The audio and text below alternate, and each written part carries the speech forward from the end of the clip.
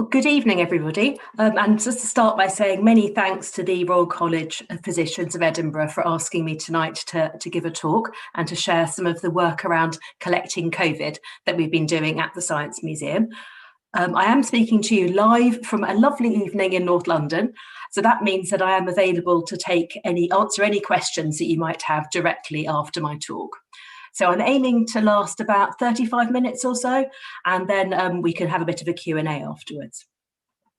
Now, it feels a mistake to be starting this talk by perhaps giving away my age, but just to say that I have worked in museums for nearly 30 years, and during that time I have worked in many enormous and complicated projects. But I think it's safe to say that none of them have been as complicated and just as difficult as collecting COVID-19. It's something that has been an enormous challenge for myself and my team. It feels rather odd to be standing here completely on my own, talking about something that has been such a group project for myself and my colleagues. So I don't want to list out the names of everybody who's been involved, but I do feel I particularly have to say my colleagues at the Science Museum, Stuart Emmons and Selina Hurley, who have literally been at my shoulder every step of the way and who have just both been absolutely fantastic. So what I'd like to be doing this evening is just to tell you a bit about some of the challenges that we've met with collecting COVID-19 and how we have tried with varying degrees of success to overcome them. Now, to start off, of course, we've got a lovely picture of the Science Museum in South Kensington. I think the photographer is dangling from his toenails from the top of the V&A because it's quite an unusual angle showing the museum there.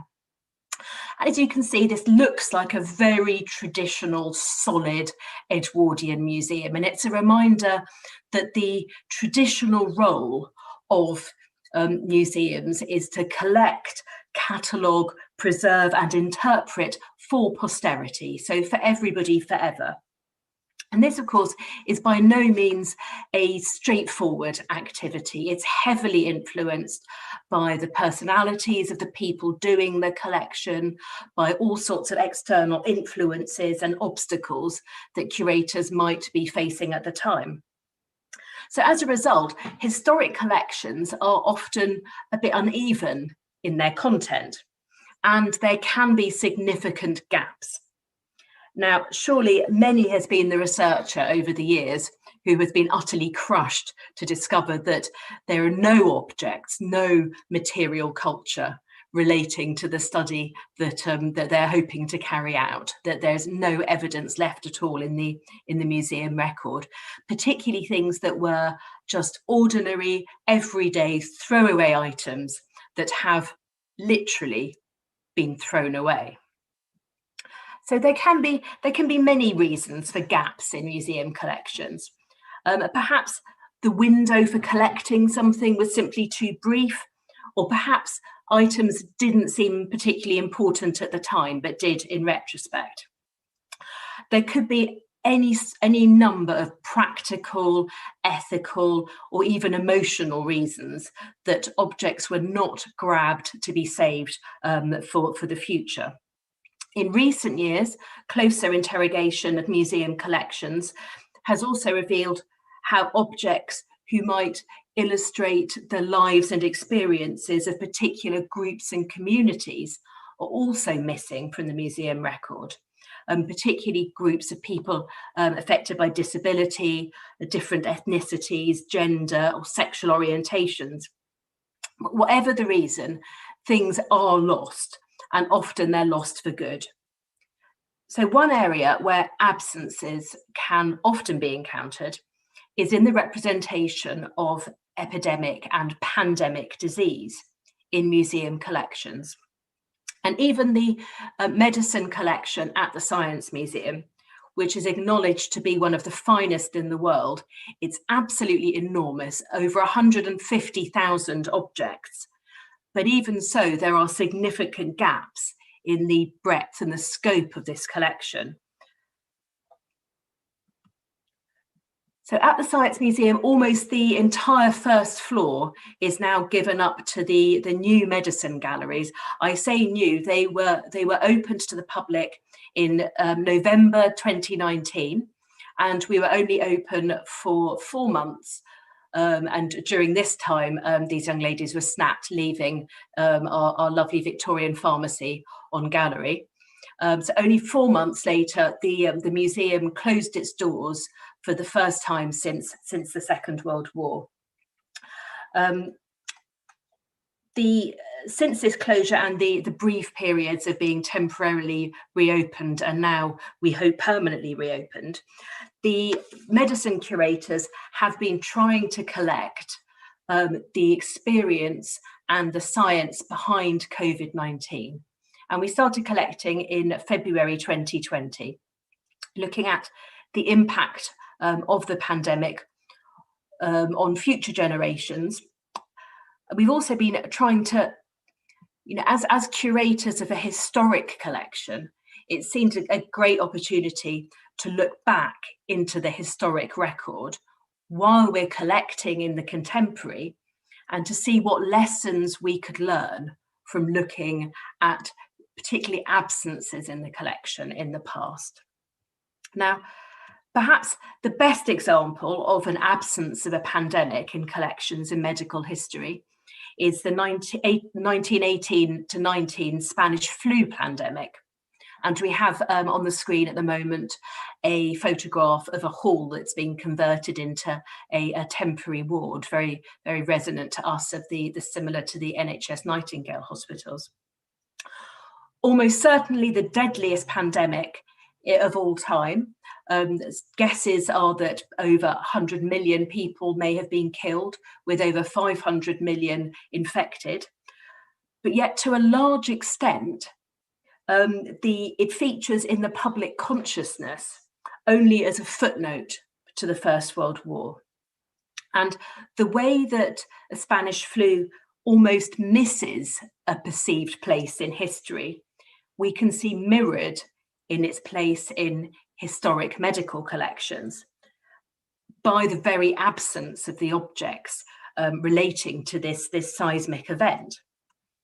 The medicine collections at the Science Museum, items that are related directly to Spanish flu can be almost counted on one hand.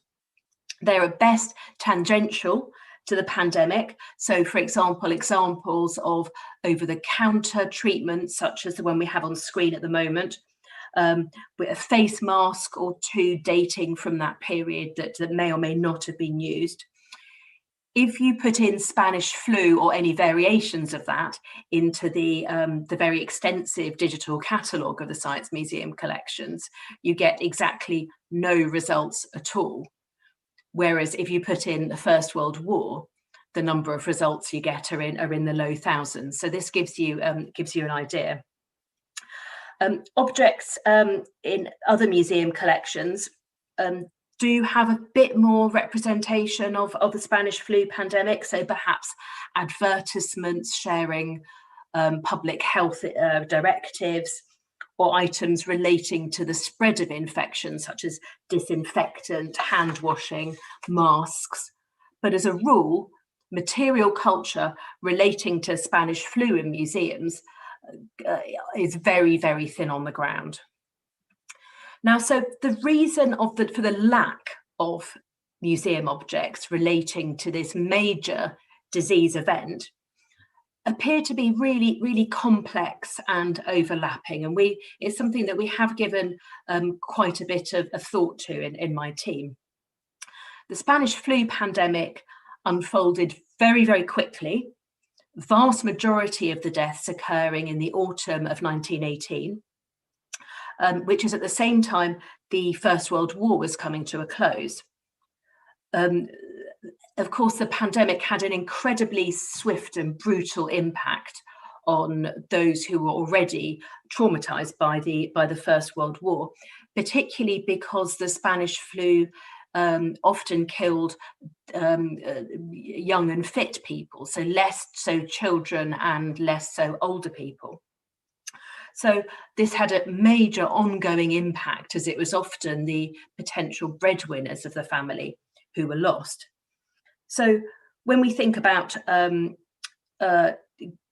perhaps the pain of this subject, we wonder, can this correlate to the gaps in the medical collections, that things were not kept because it was just too upsetting to want to be reminded by those, particularly by those very traumatized already by the First World War.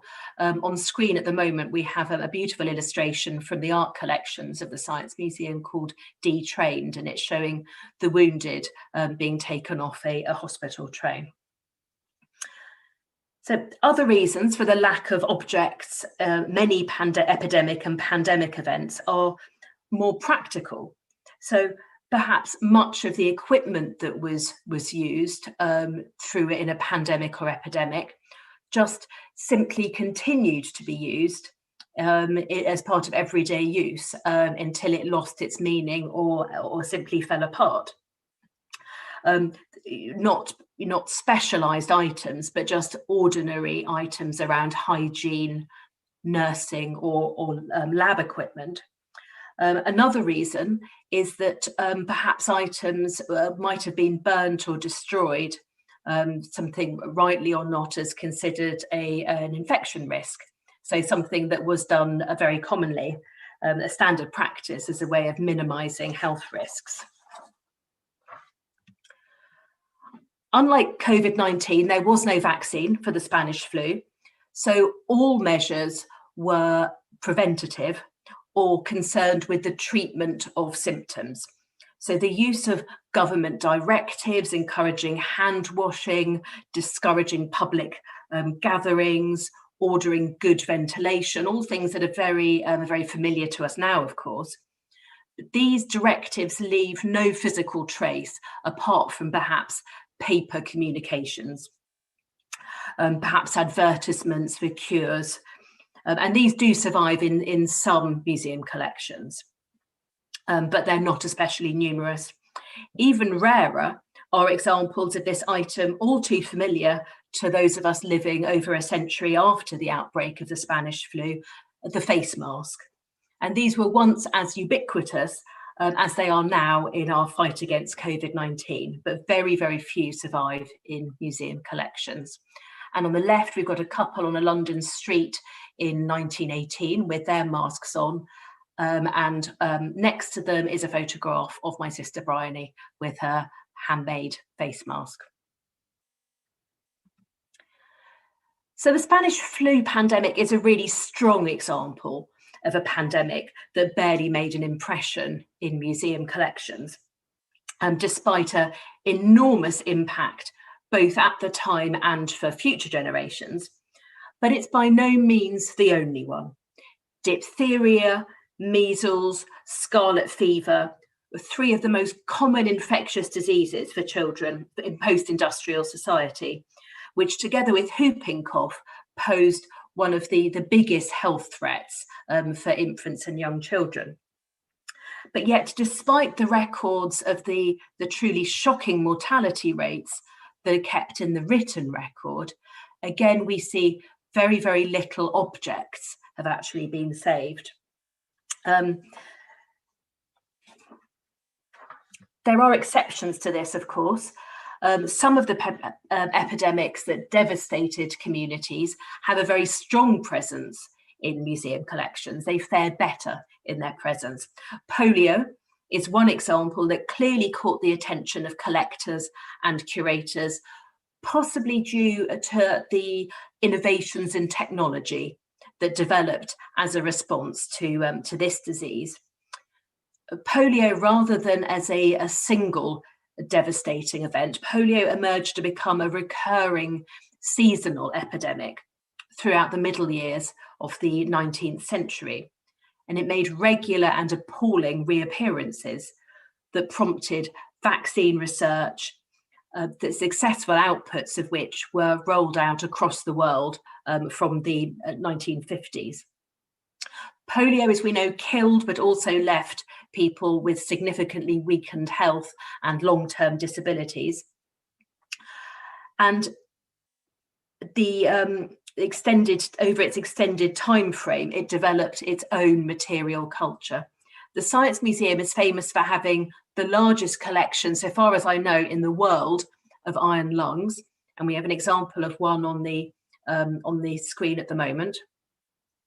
And these are enormous ventilators that the patient would be placed inside, forcing the air in and out of the patient's chest if the chest was paralyzed by this disease and they were unable to breathe unaided, hopefully on a temporary basis until the breathing muscles improved, but in some cases they were there for years.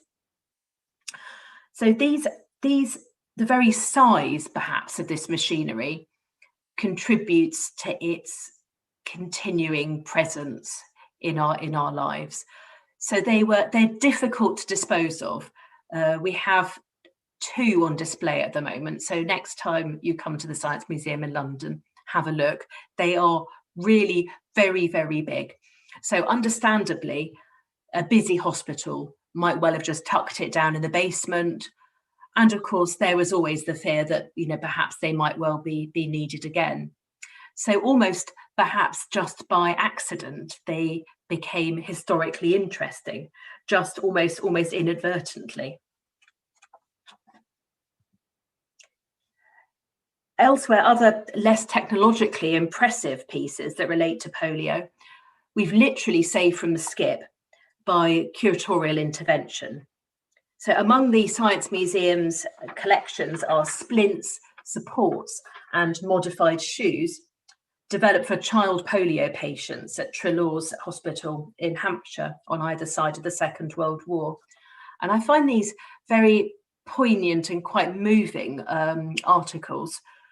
They show signs of use, and they endured for decades, just knocking around the hospital until they were literally retrieved by a visiting curator shortly before the hospital was demolished. And we have one example of the many pieces that were saved at that time. We have on the screen at the moment.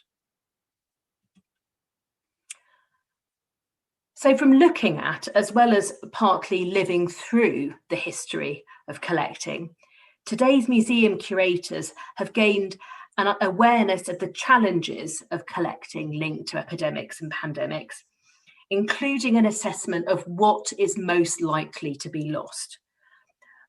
Like the face masks issued en masse in 1918, material that becomes so familiar, so normal, that we almost stop seeing it, is something that we believe is at most at risk, almost because of its ubiquity.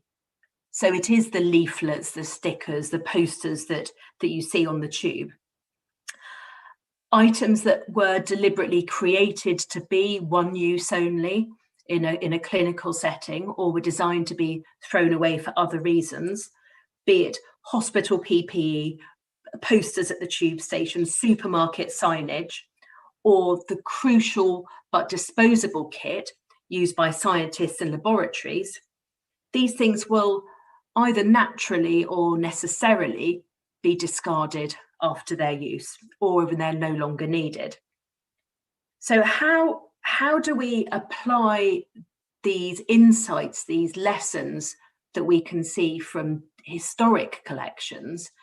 How could we apply them to our collecting as the pandemic rages about us today? For medical curators, the success of such collecting often depends on ensuring crucial relationships with supportive stakeholders. And these could be medical professionals, whether active or retired, scientists, patients, patient advocates, and that these relationships should be nurtured and maintained. So the Science Museum has got numerous supporters, colleagues, critical friends, and that gives us the access to contemporary collecting around medicine that actually makes it possible. But although such expert advice potentially is available, physical site visits to where the work is actually happening is crucially important.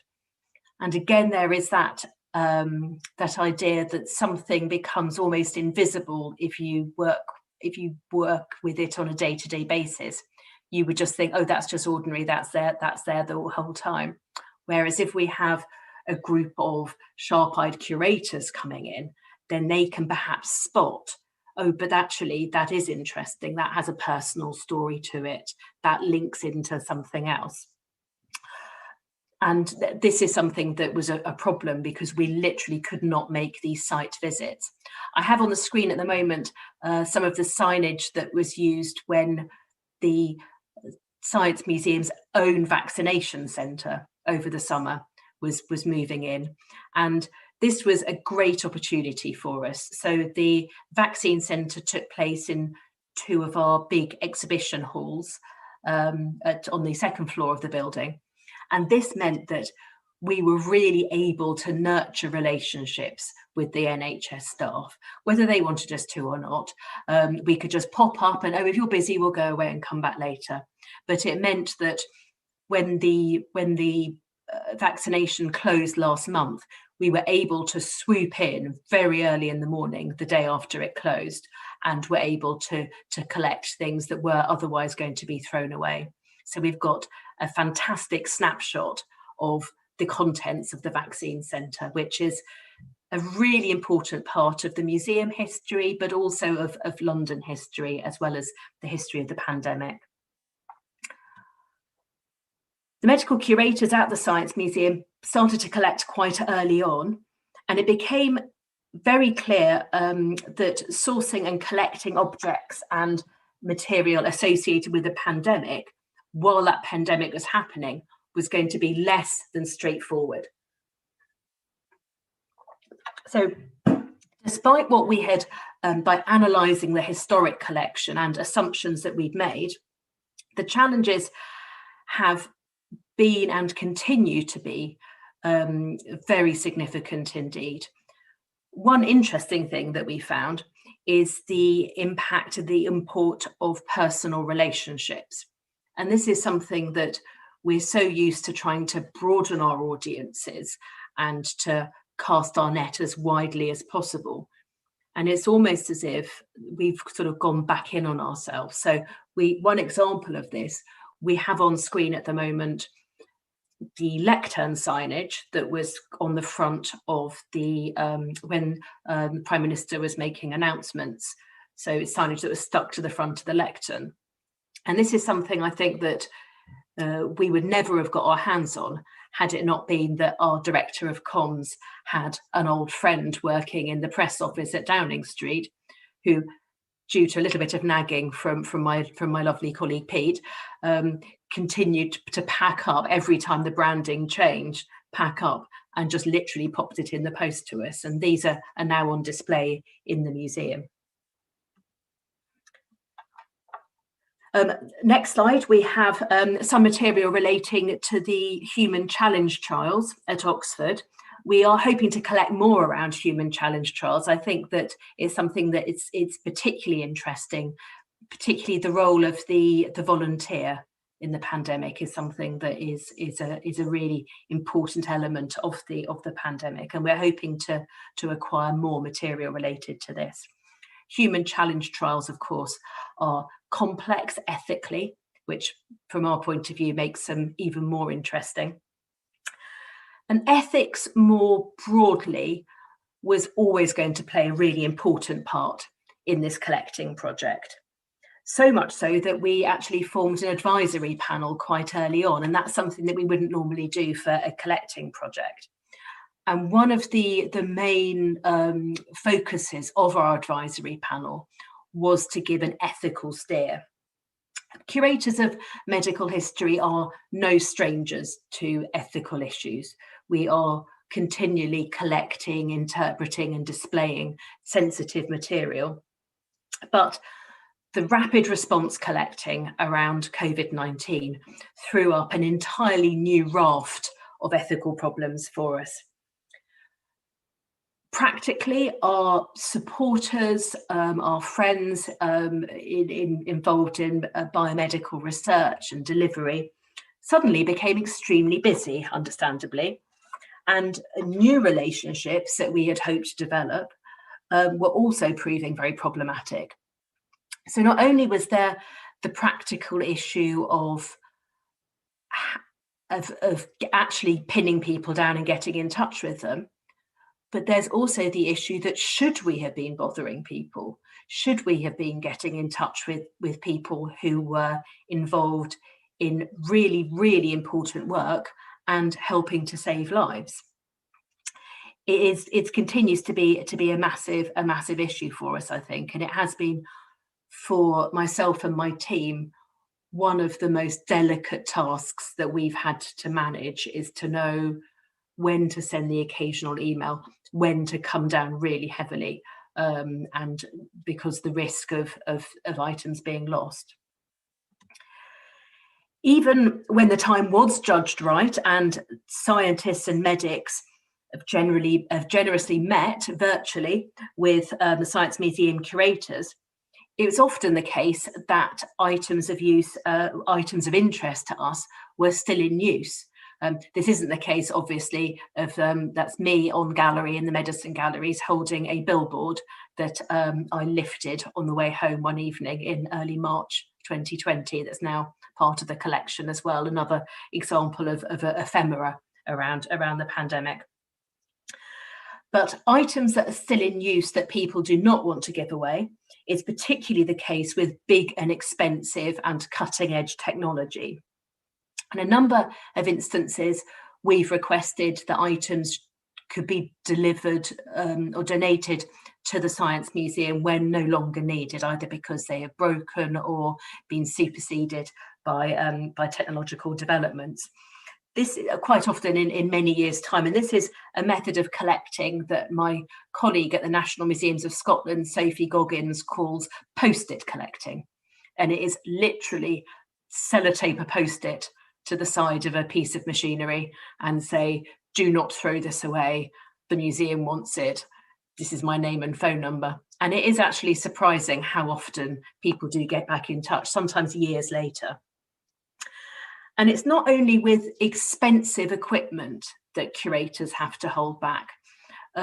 Our advisory panel decided very, very early on that anything at all that could potentially contribute to protecting the health of an individual in society, we should refuse.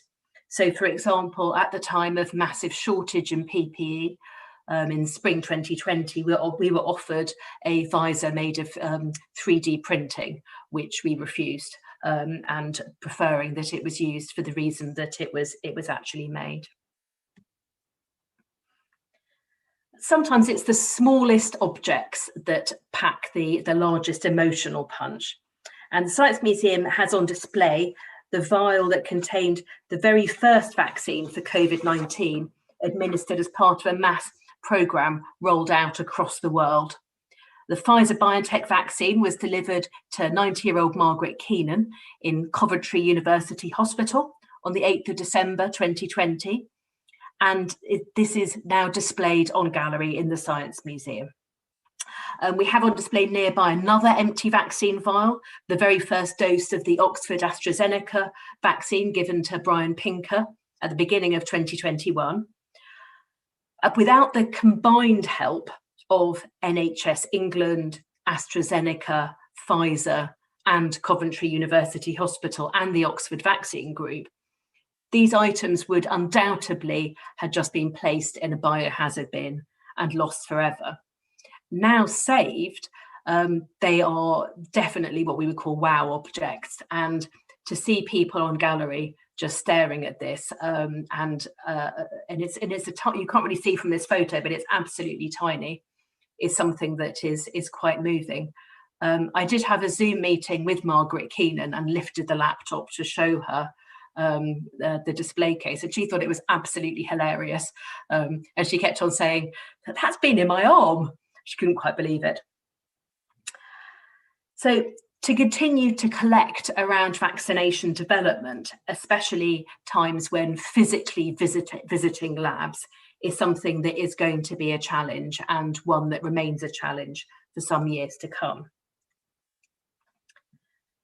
To collect with a view to posterity is an action that remains highly subjective, and it's dependent on the decisions and the personal interests of the curator, as well as the influence of major external events. It can be influenced by the re-evaluating of museums' existing collections and complete different shifts in priorities. And if we look at the specific collection relating to public health in the Science Museum, this has changed in recent years for what was a relatively inactive collection of hygiene, which might include soap, knit combs, bidets, shaving bowls. And it's gradually become one of the most important collections in the museum. And it acknowledges the importance of collecting objects largely overlooked by previous curators that can represent health and medicine at a population level. So this collection becomes a much truer reflection of public health. So an understanding of previous approaches, particularly to collecting, or indeed not collecting, and that's another different lecture, around epidemics and pandemics, coupled with an awareness of the challenge that such a project might encounter in the current situation, hopefully should forewarn and forearm us. But I think we need to really, really beware of becoming complacent. There are associated dangers around us feeling smug and that we've got it all right. The attitudes that we hold are as open to bias and influence as anybody else. And of course, I have absolutely no doubt that we will be criticised by our successors further down the line, who are utterly baffled and just saying, well, why on earth didn't they get one of these? There's loads of these which are completely not interesting. What were they thinking? We have tried to leave a written record so that our future colleagues are not completely confused by our thinking.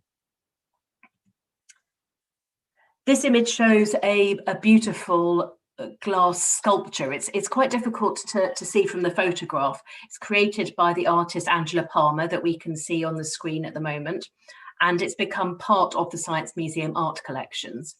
It shows, of course, the famous coronavirus, but in real life it's very ephemeral. It's made up of layers of different sheets of glass that have different etchings on them, so it sort of changes as you approach it. It's a really beautiful way of representing the molecular in a visually striking way that I think, when it goes on display, our visitors are going to really enjoy. So again, as we draw towards the close of this talk, thinking about absences in the collection. And I think it is just worth acknowledging, even if there are things that we really, really know we want, there are still things that get away. One small example, in January 2020, there are large laminated information sheets began to appear in UK airports. And just through using text and simple graphics, they asked if those arriving recently from a city called Wuhan in China were experiencing fever or coughing or trouble breathing, that they should contact a doctor. Now, we spoke to numerous airports and asked them to put one aside for us. And as I said, this was really very early on. And at the time, it probably seemed like quite an odd request.